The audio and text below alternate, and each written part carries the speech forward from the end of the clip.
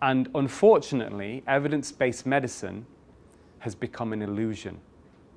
Evidence-based medicine has been hijacked by vested interests. And what we have now, sadly, and I would describe this as a pandemic of misinformed doctors and misinformed and unwittingly harmed patients based upon a number of factors, which are biased funding of research. So that's research that's funded because it's likely to be profitable, not beneficial for patients.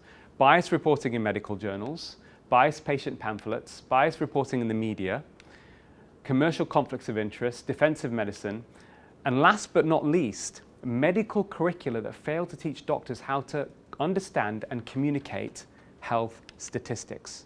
So these are really at the roots of the problem. How big is this? Is it a small issue with evidence-based medicine, or is it a big issue? So most healthcare professionals are actually unaware of the poor quality and biased research that leads to overuse of medications, underuse of more effective, safer alternatives or even cheaper medicines, avoidable adverse events, missed opportunities for treating the right patient at the right time with the right treatment, and also huge waste in the system. And why is that? Well, John Ioannidis, who's a lead author on this paper, just to give you some background on John Ioannidis, I would call him a Stephen Hawking-like figure of medicine. He's the most published, cited medical scientist in the world. He's a professor of medicine at Stanford in epidemiology. He has no financial conflicts of interest. He is a very, very, very smart guy, and he's able to look at research papers and take them apart and try and determine the reliability of research. So he wrote this paper, and I recommend, afterwards, this is definitely part of your reading material because it's not a long paper and it's very, very good, very comprehensive. I think it was published in 2017. It's called How to Survive the Medical Misinformation Mess.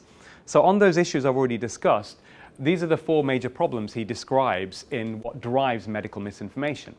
So he says much published research is not reliable, offers no benefit to patients, or is not useful to decision makers. Most healthcare professionals are not aware of this problem. Don't presume your doctor knows about this. They also then lack the necessary skills to evaluate the reliability and usefulness of medical science. And then patients and families frequently lack relevant, accurate medical evidence and skilled guidance at the time of medical decision making. So we're all vulnerable to this misinformation, everybody. Whether it's policymakers, whether it's doctors, whether it's scientists, whether it's Joe Public, we're all vulnerable to this. It's all of our problem, essentially.